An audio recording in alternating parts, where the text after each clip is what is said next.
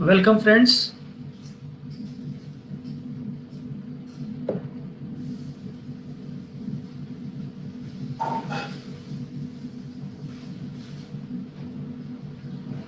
Welcome friends. आज हम लोग एक विशेष टॉपिक पे चर्चा के लिए इकट्ठे हो रहे हैं। फेसबुक एक बहुत ही अच्छा माध्यम बनकर उभरा है कनेक्शन के लिए, दूरी रहते हुए भी हम लोग जुड़ पा रहे हैं और जो आपकी आवश्यकताएं हैं, समस्याएं हैं या जो अवेयरनेस है, इस तरह के जो कार्यक्रम है वो कर पाना संभव हो पा रहा है। तो आप सभी लोगों का स्वागत है जिन्होंने इस लाइव सेशन को अटेंड किया हुआ है। आज का प्रमुख विषय ये है कि बीपीएससी की तैयारी को आसान कैसे बनाएं। और दोस्तों देखिए, एक इम्पॉर्टेंट बात ये है कि देखिए टॉपिक ही बड़ी इंटरेस्टिंग है कि बीपीएससी की तैयारी को आसान कैसे बनाया जाए। ठीक है, हम सभी लोगों का उद्देश्य होता है ये अपनी ज़िंदगी में एक बड़ी सफलता हासिल करें। और एक अगर विद्यार्थी की बात करेंगे, राइट, तो एक विद्यार्थी के लिए सबसे इम्पोर्टेंट बात ये है कि वो अपने लिए एक अच्छी जीवन वृत्ति का चयन करें। और इस राज्य में रहते हुए, ठीक है ना, बिहार राज्य में रहते हुए अगर किसी बेहतर और बेस्ट जीवन वृत्ति की आप परिकल्पना कर सकते हैं तो निश्चित तौर पर वो बीपीएससी के अंतर्गत की सेवाएं आती हैं। बीपीएससी में कई सेवाएं आती हैं। बीपीएससी की अपनी सिविल सर्विसेज का भी एग्जामिनेशन होता है, जिसकी जो प्राइम पोस्टिंग होती है वो एसडीएम और डीवाईएसपी के रूप में होती है, बीएफएस के रूप में होती है, डिस्ट्रिक्ट एजुकेशन ऑफिसर के रूप में होती है, और भी इस तरह के कई महत्वपूर्ण पद हैं। उसके अलावा ये अदर एग्जामिनेशंस भी कंडक्ट करती है। मोर ओवर आप देखेंगे कि जो आयोग के एग्जाम्स हैं या आयोग के द्वारा जिन पदों के लिए वैकेंसीज निकाली जाती है वो सभी अच्छी सेवाएं मानी जाती हैं। फिर अपने राज्य में रहने का एक मौका है। इसी तरह की समान आपको जो अपॉर्चुनिटी है वो यूपीएससी के सेवाओं में भी मिलता है, लेकिन यूपीएससी में फिर वो है कि जरूरी नहीं है कि आप बिहार में रहकर ही काम करेंगे। हो सकता है आपकी पोस्टिंग बाहर भी हो जाए। तो बिहार में रहकर अच्छी सेवा में जाना, एक अच्छी जीवन वृत्ति का चयन करना, मैं समझता हूँ कि BPSC, there is no other alternative than BPSC, right. अभी बीपीएससी का माहौल भी बहुत चल रहा है क्योंकि 64th का आपने देखा होगा।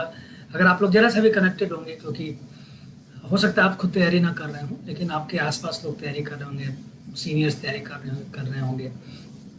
तो अभी 64th मेंस का रिजल्ट आया है, इसमें लगभग मोर देन 3300 स्टूडेंट्स ने पास किया है इस एग्जामिनेशन। वैकेंसीज बहुत थी 64 में, तो ऐसा अनुमान है कि लगभग 1300-1400 के आसपास लोग इस सेवा में चले जाएंगे, ये जो प्रेजेंट में जो सीटें निकली हैं उसके माध्यम से। तो इंटरव्यू का माहौल चल रहा है। अगर 3000 प्लस बच्चे से अभी एक्टिव हैं इंटरव्यू के लेवल पे, तो आप समझ सकते हैं कि वो लोग बिल्कुल अपने लास्ट स्टेप पे हैं। बिल्कुल मतलब इसको कहते हैं ना, वो दे आर नॉकिंग द वो डोर नॉक कर रहे हैं और कभी भी वो सेवा में जा सकते हैं। तो बहुत अच्छा माहौल है। इन द मीन टाइम 65 की मेंस का भी माहौल है और अभी 66 की वैकेंसी आने वाली थी प्रारंभिक परीक्षा की, जो कि कोरोना की वजह से पेंडिंग में चली गई है। तो ये आप देखें तो ये बड़ी यूनिक अपॉर्चुनिटी है। और जिस समय मैं आप लोगों के साथ फेसबुक पे लाइव होकर बातें कर रहा हूँ, इस समय इंटरव्यू का कार्यक्रम भी चल रहा है, मेंस का कार्यक्रम भी चल रहा है और आने वाली प्रीलिम्स की तैयारी भी शुरू हो गई थी, इनफैक्ट जनवरी से ही, क्योंकि जून में अनाउंस हुआ था कि 66 की वैकेंसी आ जाएगी। तो 6 महीने पहले बच्चे एक्टिव हो ही जाते हैं। तो जो प्रीलिम्स की तैयारी करने वाले स्टूडेंट्स थे वो भी एक्टिव हो चुके थे, 65वीं की मेंस वाले बच्चे भी एक्टिव, और अभी इंटरव्यू का रिजल्ट आने के बाद। तो ये साल इस लिहाज से बड़ा इंपॉर्टेंट है कि इस साल हर अभ्यर्थी, ठीक है ना, चाहे वो जिस भी स्तर पे हो, मेंस के स्तर पे हो, इंटरव्यू के स्तर पे हो या प्रीलिम्स के स्तर पे हो, अपनी तैयारी की प्रक्रिया में जुड़ा हुआ है।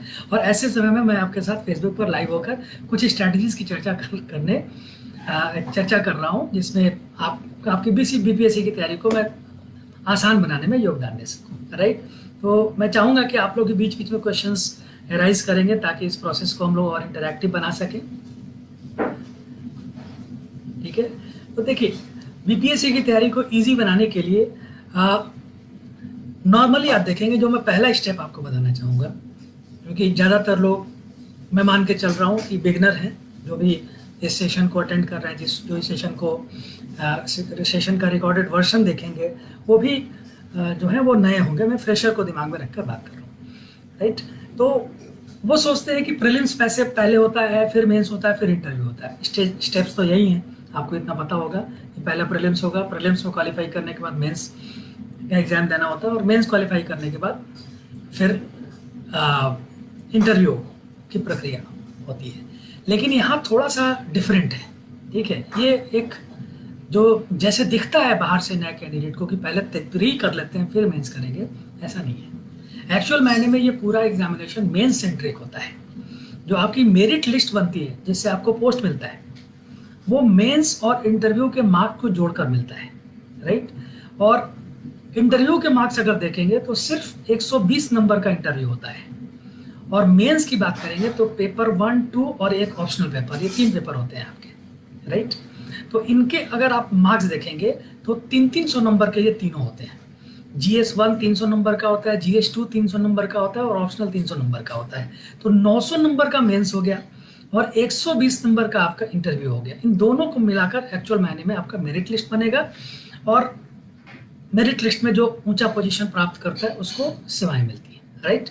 तो अब आप देखिए प्रीलिम्स की भूमिका फिर हम चर्चा कर लीजिए। फिर प्रीलिम्स क्यों लिया जाता है? तो प्रीलिम्स एक्चुअल मायने में जो लाखों की संख्या में फॉर्म भरते हैं लोग बीपीएससी की, तकरीबन 5 लाख लोग के आसपास, 4 से 5 लाख लोग, आइडियली 3.5 लाख, 3,85,000 के आसपास, लेकिन हर साल बढ़ता जाता है, इसलिए मैं आपको बता रहा हूँ। रफली 4 से 5 लाख के बीच में एप्लीकेंट्स होते हैं। अब आप समझ के देखिए कि 4 से 5 लाख लोगों में आधे तो एग्जाम देने ही नहीं जाते, राइट। तो इसको कहते हैं कि भाई इसमें जो नॉन सीरियस कैंडिडेट है, इसमें जो काबिल कैंडिडेट है, उसको स्क्रीन आउट करना है। तो ये प्रीलिम्स एक्चुअल मायने में स्क्रीन आउट करने का एक प्रोसेस है, स्क्रीनिंग है ये, कि भाई कौन से लोग इसमें हैं ऐसे जो मुख्य परीक्षा दे सकते हैं, राइट। तो ये छंटनी का प्रोसेस होता है इनफैक्ट प्रीलिम्स, और छांट कर संख्या एप्लीकेंट्स की कम कर दी जाती है। उन लाखों की संख्या में से कुछ हजारों का सिलेक्शन किया जाता है, और फिर वो मुख्य परीक्षा में बैठते हैं, जिसमें मैंने आपको बताया कि 300 300 300 के 3 पेपर हो गए, GS1 GS2 और एक ऑप्शनल पेपर, ठीक है। पैटर्न बदला बीपीएससी का 2017 में। उसके बाद से अब जो नया पैटर्न है उसमें 300 300 300 900 नंबर और 120 नंबर का इंटरव्यू, तो 1020 नंबर पे आपका सिलेक्शन होगा। अब आप अंदाजा लगा लीजिएगा कि आप तैयारी किस बात के लिए करते हैं, प्रीलिम्स पास करने के लिए, मेंस में बैठने के लिए, या सिलेक्ट होने के लिए, पोस्ट लेने के लिए। अगर पोस्ट लेने के लिए तैयारी कर रहे हैं तो जिसका सबसे अधिक योगदान है मेरिट लिस्ट में, वो मेंस का एग्जाम है। इसलिए आप प्री मेंस इंटरव्यू का जो स्टेप्स देखते हैं, first step, second step and third step, तो यहाँ मैं आपको बताना चाहूँगा कि if you want to get a post you should focus on mains first. आप बेशक प्रीलिम्स की तैयारी अभी सर पे होगी, ठीक है, आप कर रहे होंगे, आपके दिमाग में होगा पहले प्रीलिम्स देख लेते हैं उसके बाद ही मेंस करेंगे। भाई प्रीलिम्स हो भी जाएगा तो मेंस नहीं होगा, और मेंस नहीं होता है तो भी पोस्ट नहीं निकलेगी। मेंस में अच्छा परफॉर्मेंस कर जाएंगे, इंटरव्यू में आमतौर पे 70 से लेके 110 के बीच में मार्क्स मिलते हैं। अगर आपका वर्स्ट परफॉर्मेंस नहीं रहा तो 30-40 नंबर का डिफरेंस आता है वहाँ। तो मुख्य परीक्षा में अगर आपकी बहुत अच्छी स्थिति रहती है तो आपका पोस्ट श्योर है। तो finally if you want to get a post then you should focus on mains. ये बेसिक स्ट्रेटजी है पूरे बीपीएससी की तैयारी को आसान बनाने का। सबसे जो है ना, पहला जो मैं आपको मंत्र दूंगा यही दूंगा कि आप सबसे पहले मुख्य परीक्षा की तैयारी शुरू करें। मुख्य परीक्षा की ही आपको पोस्ट दिलाती है। और दूसरी बात यही बता रहा हूँ कि मुख्य परीक्षा की तैयारी थोड़ी गहराई में की जाती है, थोड़ा रोचक भी है मुख्य परीक्षा की तैयारी, क्योंकि वहाँ पे आप विश्लेषण करते हैं, चीज़ों के गहराई में जाकर उसको एक्सप्लोर करने की कोशिश करते हैं। तो वो काफ़ी इंटरेस्टिंग प्रोसेस होता है प्रिपरेशन करने। प्रीलिम्स की तैयारी बहुत बोरिंग होती है, आप फैक्ट्स रटते हैं बोलते हैं, रटते हैं बोलते हैं, और कई लोग तो 6 महीना प्रीलिम्स की तैयारी करने के बाद फिर कान पकड़ते हैं कि भैया बीपीएससी में जाना ही नहीं यार, रोज़ पढ़ो रोज़ भूलो, इससे बेहतर है कि मुख्य परीक्षा की। तो इन चीज़ों से भी बचने के लिए मुख्य परीक्षा की तैयारी काफ़ी बेहतर होती है। और जब आप किसी भी चीज़ को गहराई में पढ़ते हैं तो हम लोग ये मानते हैं कि 60% आपकी प्रीलिम्स की तैयारी मुख्य परीक्षा की तैयारी के साथ ही हो जाती है। तो आपके पास, अगर आपने मुख्य परीक्षा की तैयारी अच्छे से कर रखी है, तो आपके पास सिर्फ 40% प्रीलिम्स की तैयारी की आवश्यकता रह जाती है। और 40% प्रीलिम्स आफ्टर मेंस की जो तैयारी होती है वो मैक्सिमम 2 महीने की होती है। आपको यही बता दूं, तो अगर आप प्रीलिम्स के रास्ते तैयारी करेंगे तो प्रीलिम्स की तैयारी कम से कम आपकी 6 महीने की होगी, सारे सब्जेक्ट के डिटेल में आप जाएंगे, राइट। उसके बाद फिर मुख्य परीक्षा की तैयारी भी कम से कम आपकी 4 से 6 महीने की होगी, 12 महीने का ये प्रोसेस हो जाएगा। लेकिन अगर आप इसको उलट देंगे प्रोसेस को, मुख्य परीक्षा की तैयारी पहले करेंगे, जिससे 60% की प्रीलिम्स की भी आपकी तैयारी हो जाती है, तो आपको 2 महीने लगते हैं प्रीलिम्स की तैयारी करने में। और मुख्य परीक्षा की तैयारी जो बीपीएससी का सिलेबस है उसको देखते हुए हम लोग ये मानते हैं कि मैक्सिमम 4 से 6 महीने का समय लगता है। तो ओवरऑल आपकी पूरी तैयारी 8 महीने में ही कंप्लीट हो जाती है, उस लेवल पे जिस लेवल पे आप अपने लिए एक पोस्ट निकालने में सक्षम हो सकते हैं, ध्यान रखेंगे। तो ये एक सबसे पहला और सबसे आसान तरीका है तैयारी करने का कि आप मेंस की तैयारी करो। प्रीलिम्स तो वैसे हो जाता है, जिनकी मेंस की तैयारी अच्छी होती है हम लोग मान के चलते हैं उनको प्रीलिम्स तैयार करने की जरूरत नहीं पड़ती, और जो प्रीलिम्स की तैयारी करते रहते हैं उनका भी प्रीलिम्स होता है, ठीक है, लेकिन वो प्री मास्टर बन के रह जाते हैं, मेंस उनका कभी नहीं निकलता, राइट। तो पहला और सबसे महत्वपूर्ण जो मैं आपको मैसेज दूंगा, संदेश दूंगा, मंत्र दूंगा बीपीएससी को आसानी से क्रैक करने के लिए कि focus and crack your mains first, focus on mains first and then switch over to the prelims and interview की तैयारी एक कॉन्टिन्यूस प्रोसेस होती है। कई लोगों ने मुझे व्हाट्सएप फेसबुक पे सवाल पूछा था कि सर आप लाइव आने वाले हैं तो इंटरव्यू के बारे में बताइए। इंटरव्यू का ऑलरेडी हम लोग का बहुत मैसिव प्रोग्राम होता है, पूरे बिहार में सबसे हिट प्रोग्राम इंटरव्यू का हम ही लोग का होता है। हम लोग सिर्फ उसमें 200 बच्चों को लेते हैं, वैसे पिछले साल तक मैंने सिर्फ 100 बच्चे ही लिए थे, और 80% लोग हम लोग के यहाँ से सिलेक्ट हुए हैं। 80% लोगों को हमारे यहाँ से इंटरव्यू में 80% मार्क्स आता है। दिल्ली से लेके पूरे हिंदुस्तान भर से लोग हम लोग के यहाँ इंटरव्यू करने आते हैं। हम लोग बहुत एग्जॉस्टिव तरीके से इंटरव्यू, इस बार संख्या ज़्यादा है और बहुत प्रेशर है मेरे पे, तो मैंने 200 लोगों का 200 बच्चों का बैच बनाया है इंटरव्यू के लिए, जिनका प्रोग्राम ऑलरेडी चल रहा है। तो आप में से किन्हीं लोग कोई अगर अभी कुछ सीटें बची हुई हैं, एक बैच तो हो चुका है कंप्लीट, 100 बैच 2 बैच इस बार दे रहा हूँ। पहला बैच 100 बच्चों का वो फुल हो चुका है, उसमें तो एक भी सीट खाली नहीं है। दूसरे बैच में भी लगभग 35 एनरोलमेंट्स हो गई हैं, जो कि most probably first week of August में शुरू होगा। तो अगर आप लोग उसमें थोड़ी वैकेंसी बची हुई है, जैसे ये अनाउंसमेंट होगा डेट वगैरह के इंटरव्यू के, तो वो फटाक से फुल हो जाएगा। तो अगर आप लोग में से कोई इंटरव्यू दे रहे हो तो आप लोग अपना जो है अपना नंबर छोड़ देंगे इस पर, ठीक है, अपने इस फेसबुक कमेंट बॉक्स में नंबर छोड़ देंगे, आपको कांटेक्ट करके उसमें इंक्लूड कर लिया जाएगा, आपको लिंक भेज दिया जाएगा, जिस लिंक के माध्यम से आप इस कोर्स को ज्वाइन कर सकते हैं, राइट। तो अब आप ध्यान रखिए कि असल में जो तैयारी होगी वो कहाँ होगी, मेंस की तैयारी होगी। अब मेंस की तैयारी में 3 बातें मैंने आपको बताया कि जीएस पेपर 1 है, जीएस पेपर 2 है और ऑप्शनल पेपर है, एक ऑप्शनल का पेपर है, ठीक है। तो जीएस पेपर 1 में history, international relations, international and national current affairs और स्टैटिस्टिक्स के सवाल आते हैं। जीएस पेपर 2 में polity and governance, Indian economy and geography और साइंस एंड टेक्नोलॉजी के सवाल आते हैं, राइट।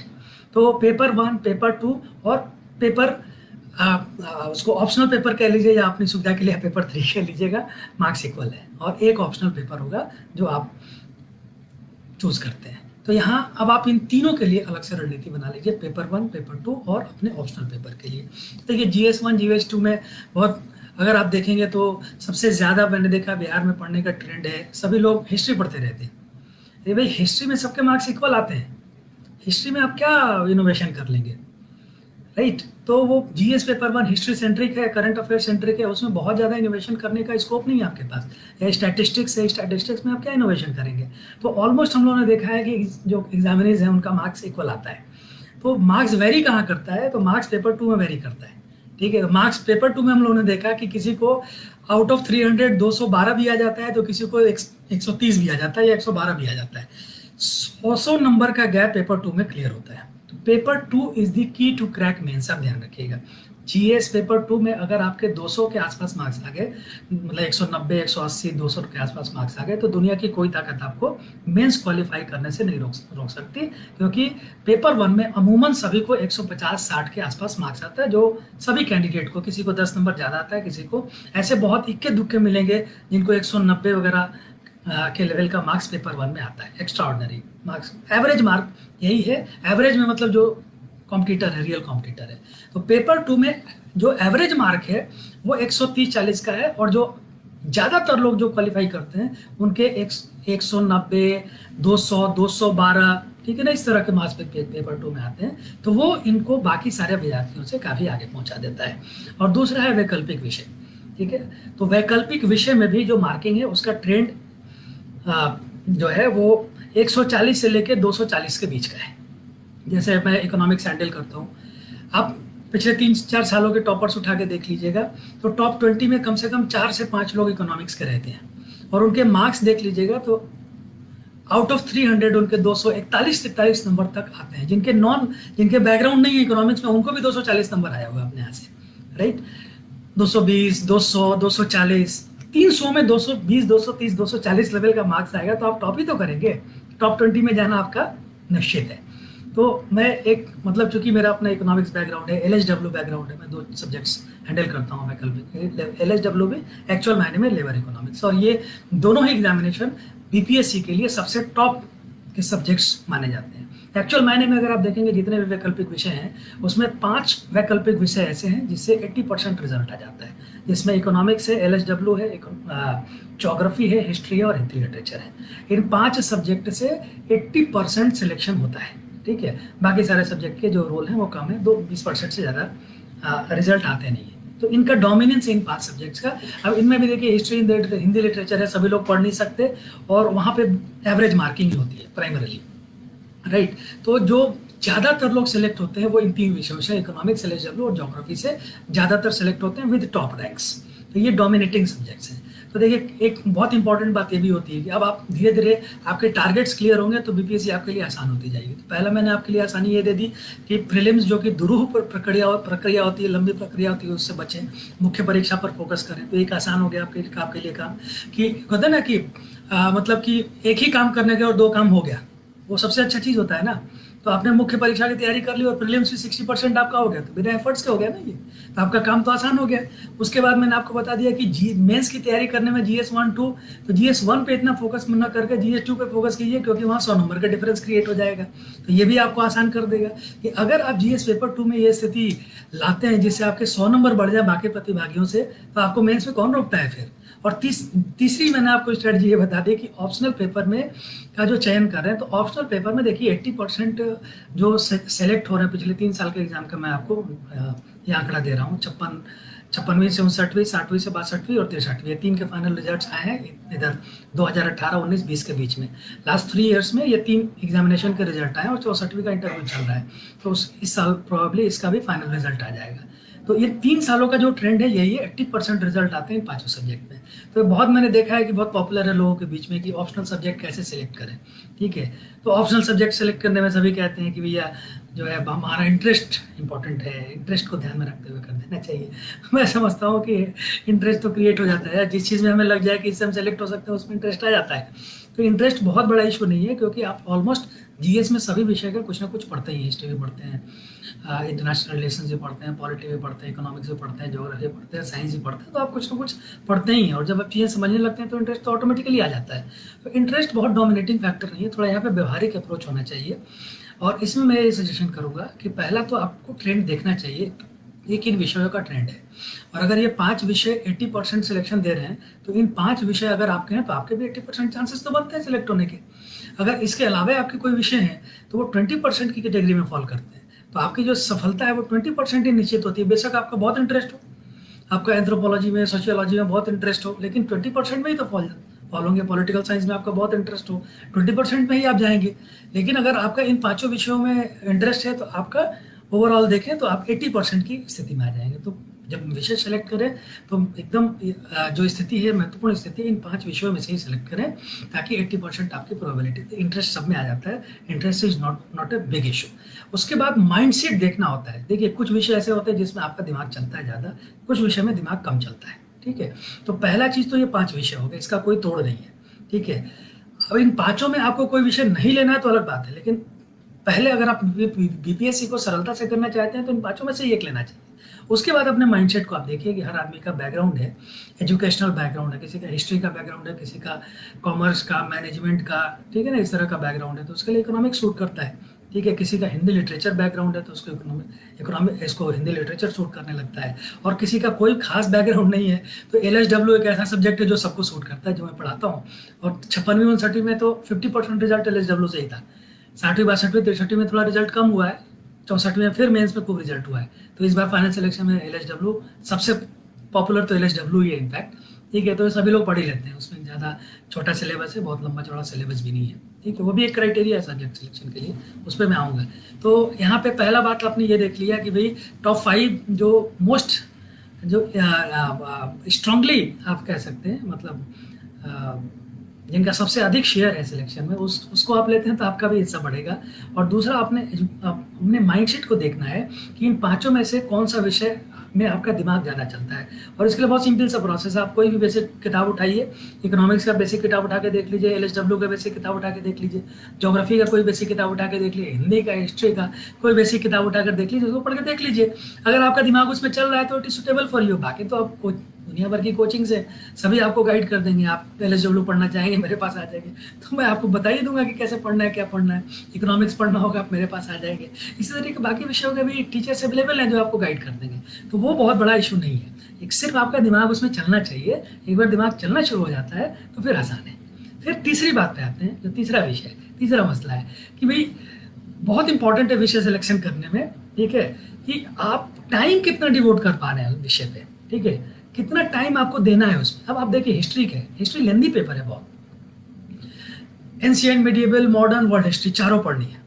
इन चारों को, इसमें एक सिर्फ एंशिएंट जितना आप पढ़ने में वक्त लगाएंगे उतने में आपकी इकोनॉमिक्स और LSW हो जाएगी। एंशिएंट, मिडिएबल और मॉडर्न तीनों इतिहास पढ़ने में जितना समय लगाएंगे उतने में ज्योग्राफी आपका हो जाएगा। तो वर्ल्ड हिस्ट्री का टाइम आपको एडिशनली देना पड़ेगा, ठीक है। तो आपको लेंथ भी देखनी है कि हर सब्जेक्ट की लेंथ अलग अलग है। हिस्ट्री बहुत लेंदी है, हिंदी लिटरेचर बहुत लेंदी है, उससे कम लेंदी ज्योग्राफी है, उससे भी कम लेंदी इकोनॉमिक्स है, और सबसे कम लेंदी LSW है। तो आप ये देखें कि LSW तैयार करने में आपको 1 महीना लगेगा, इकोनॉमिक्स तैयार करने में 2 महीना लगेगा, ज्योग्राफी तैयार करने में 3 महीना लगेगा, हिस्ट्री तैयार करने में 6 महीना लगेगा, हिंदी लिटरेचर तैयार करने में 5 महीना लगेगा। तो अब आप बताइए इसमें कौन सा चूज करना चाहिए, राइट। अगर आपका दिमाग पांचों में चल रहा है, ठीक है, तो आप नेचुरल एक कम समय वाले में मूव करें तो आपके लिए ज़्यादा अच्छा है, राइट। क्योंकि अगर मान लीजिए आप 3-4 महीने अपने बचा लेते हैं तैयारी के, तो वो आप GS में दे सकते हैं। तो अल्टीमेटली आपको सिलेक्ट होना है ना, इसी विषय से सिलेक्ट होना है, इसकी क्या जरूरत है भाई। अगर आपका ग्रेजुएशन में बैकग्राउंड भी रहता है, फॉर एग्जाम्पल मान लीजिए इतिहास आपका बैकग्राउंड ही है, तो इतिहास पढ़ कर क्या करेंगे अगर उसमें 5 महीने लगाना हो। अगर आपका LSW और इकोनॉमिक्स से सिलेक्शन हो जाता है, LSW इकोनॉमिक्स ज्योग्राफी से, तो आप उसको क्यों नहीं लेंगे भाई। आपका 3 महीने में ही कंप्लीट हो गया, 2 महीने 3 महीने में आपका सिलेबस कंप्लीट हो गया। बाकी जो 3 महीने आपके बचे वो आपने GS पे डाल दिया, GS से मार्क्स निकाल लिया। GS तो आपको मास्टरी करनी ही करनी है फाइनली। इस तरीके से इन 3 प्रमुख चीज़ों का ध्यान रखा जाना चाहिए जब आप ऑप्शनल सेलेक्ट करते हैं। पहला ध्यान ये रखना चाहिए कि किसका परफॉर्मेंस BPSC में अच्छा चल रहा है। दूसरा, इस बात का ध्यान रखा जाना चाहिए कि आपका दिमाग जो परफॉर्मर सब्जेक्ट्स हैं उसमें चल रहा है या नहीं चल रहा है, उसमें किसमें ज़्यादा चल रहा है। अगर आपका इन सब चीज़ों के बावजूद अगर इन 5 टॉप परफॉर्मर में इतिहास में आपका दिमाग चल रहा है ज़्यादा, तो इतिहास लीजिए। फिर आपका इकोनॉमिक्स LSW में दिमाग नहीं चल रहा है तो मत लीजिए, छोड़ दीजिए उसको, ठीक है ना। बेशक मैं पढ़ाता हूँ तभी मैं आपको सजेस्ट करूँगा छोड़ दीजिए, ठीक है। तो आप अपनी सुटेबिलिटी, कॉम्पेटेबिलिटी सब्जेक्ट के साथ देखिए। और तीसरा मैं आपको जरूर सजेस्ट करना चाहूँगा कि आप टाइम देखिए कि किसमें कम टाइम लग रहा है। कम टाइम अगर ऑप्शनल में लगेगा तो वो टाइम आप डिवोट कर पाइएगा GS में, इससे आपका सिलेक्शन और श्योर होने का चांस बढ़ जाएगा। तो ये आसान तरीका है BPSC को क्रैक करने का। इसको बोलते हैं रिवर्स इंजीनियरिंग अप्रोच। आप रिवर्स इंजीनियरिंग अप्रोच लगाएंगे तो चीज़ आसान हो जाएगी। नहीं तो जो यहाँ मैं देखता हूँ कि 5 साल लोग PT की तैयारी करते रहते हैं, फिर उसके बाद 15-20 साल में मैंने देखा पटना में, मैं अपने बारे में मैंने आपको शुरुआती दौर में मुझे बताना चाहिए था, हालांकि मुझे लगता है कि जो पेज क्रिएटर है उन्होंने ये सब आपको बताया होगा, ठीक है, ये सारे डिटेल होंगे। तो मैं 20 सालों से दिल्ली में कोचिंग में दे रहा हूँ, 20 सालों से, और अभी मैंने 3 साल पहले पटना में शुरुआत की है। तो दिल्ली, पटना और देश भर के अन्य हिस्सों में भी मेरा लगातार जाना आना रहता है। तो बेसिक जो मेरी एक्सपीरियंस है वो दिल्ली के लास्ट 20 ईयर्स की, और अभी 1000 से भी ज़्यादा लोग मेरे सिलेक्ट हो चुके हैं लास्ट 20 ईयर्स में।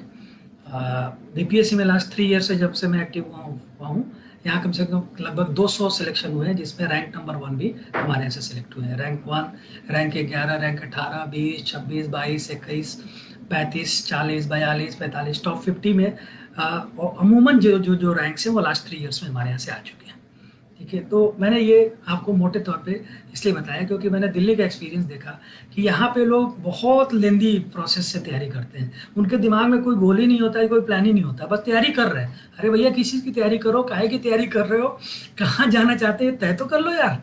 तो एक बहुत इंपॉर्टेंट बात ये भी होती है, इसको कहते हैं रणनीति, स्ट्रैटेजी। तो बीपीएससी क्रैक करने के लिए you must have a strategy before. तैयारी करके प्लान मत कीजिएगा, प्लान करके तैयारी कीजिएगा तो आपका प्रोसेस आसान हो जाएगा। तैयारी में घुस जाइएगा और बाद में प्लानिंग कीजिएगा तो देखिए जिस रास्ते पे आप चल पड़ते हैं ना, उस रास्ते से वापस आना मुश्किल होता है। इसलिए सही रास्ते की तलाश पहले ही करनी चाहिए, और सही रास्ता ही एक्चुअल मायने में आपकी योजना या रणनीति कहलाती है, और रणनीति ही निर्णायक होती है। पढ़ते सभी लोग हैं जिनकी रणनीति सटीक होती है वो सिलेक्ट हो जाते हैं, और जिनकी रणनीति में कमी होती है वो सिलेक्ट नहीं हो पाते हैं। तो इन बातों को ध्यान रखिएगा। फिर आते हैं, एक पुस्तकों का विषय होता है कि भाई सबने सुन रखा है कि कमीशन है, सिविल्स है, बहुत भारी चीज़ होती है वो। तो यहाँ आपको बताना चाहूँगा कि सिविल्स को क्रैक करने का सबसे आज के डेट में सबसे इम्पॉर्टेंट जो फार्मूला यही है, एनसीईआरटी पढ़ो अच्छे से। 6 से 12 एनसीईआरटी को, इसको बोलते हैं ना घोंट जाना, तो उसको घोंट के पी जाइएगा और करंट अफेयर्स अच्छे से पढ़ते रहिएगा। ये 2 चीज़ों पे अगर आपका कमांड बन गया, ठीक है, तो बाकी अदर चीज़ें, हर विषय की अपनी अपनी कुछ पाठ्य पुस्तकें हैं जो कि यहाँ पे मैं बताऊँगा तो आपको याद भी नहीं रहेगा, ठीक है, आप संपर्क कर लीजिएगा मुझसे। तो ठीक है, तो हर विषय का अपने का कुछ बेसिक बुक्स है वो, और उसको देख सकते हैं। हालांकि आज के डेट में फेसबुक और सोशल मीडिया का टाइम है, सारी अच्छी किताबों का नोट्स बनाकर ऑलरेडी कोचिंग वालों ने दुनिया भर का डाल रखा है मटेरियल, फेसबुक पे, व्हाट्सएप पे, इत्यादि इत्यादि पे। तो किसी भी संस्थान का नोट्स निकाल के पढ़ लेंगे, वो एक्चुअल मायने में किताबों का ही निचोड़ होता है। तो मैं समझता हूँ कि किताबें पढ़ने की ज़रूरत अब नहीं रह गई है। अगर आप नोट्स पढ़ रहे हैं किसी भी अच्छी संस्थान का जो क्रेडिबल नोट्स है वो पढ़ लेंगे, ठीक है, इंक्लूडिंग हम लोग का संस्थान क्रेडिबल है, हमारे संस्थान का ही पढ़ लेंगे तो क्या हो जाएगा। हम लोगों ने भी वही किया हुआ है, सारी इंपॉर्टेंट किताबों को, ये कैंडिडेट के लिए पॉसिबल नहीं है कि वो सारी अच्छी अच्छी किताबें पढ़ते रहे। सारी अच्छी किताबों की अच्छी बातें एक जगह रख कर दे दी गई, आप इसे पढ़ लो तो आपका काम हो गया। और आपको मुख्यतः जो पढ़ना है वो एनसीईआरटी पढ़नी है और करंट अफेयर्स पढ़ना है। करंट अफेयर्स के लिए एक मैगजीन पढ़िए और एक न्यूज़पेपर पढ़िए, रेगुलर पढ़िए, लिख लिख के पढ़िए, ठीक है। अगर इन सारे स्टेप्स को फॉलो करते हैं तो मेरा ख्याल है कि बीपीएससी की जो प्रक्रिया है वो 8 से 10 महीने में, आप किस भी लेवल में, बिल्कुल बेसिक्स से भी आप चलेंगे ना, तो आप निकालने की स्थिति में हो जाएंगे। ये इतना कठिन नहीं है जितना कठिन बाकी के एग्जामिनेशन होते हैं, जैसे सिविल सर्विसेज वगैरह में जो कठिनाई आती है वो कठिनाई यहाँ पे नहीं है। बीपीएससी रिलेटिवली यूपीएससी के तुलना में इजी है। और कई बार ये भी सवाल करते हैं लोग, ये सबका उद्देश्य तो अगर बट एक बार एसडीएम डीएसपी बन गया तो नेचुरल है कि आईपीएस बनने का और एसडीएम बनने का सपना होता है, ठीक है।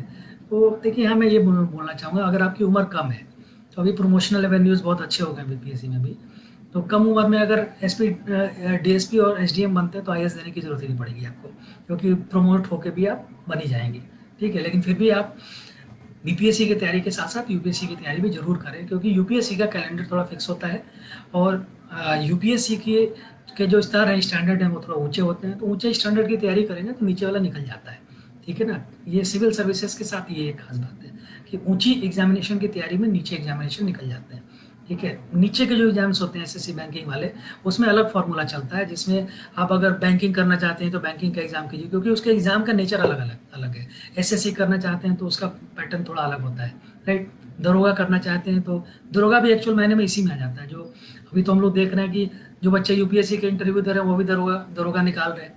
मेरे ही कितने स्टूडेंट्स हैं जो कि पहले दरोगा निकाल रखा था उन्होंने, फिर उन्होंने बीपीएससी निकाला, यूपीएससी का तक का इंटरव्यू दिया हुआ था।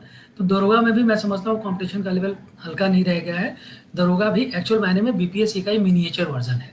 तो वो लोग दरोगा निकाल लेते हैं जो बीपीएससी के अच्छे एस्पिरेंट्स होते हैं, और बीपीएससी वो लोग निकाल लेते हैं जो यूपीएससी के एस्पिरेंट्स होते हैं।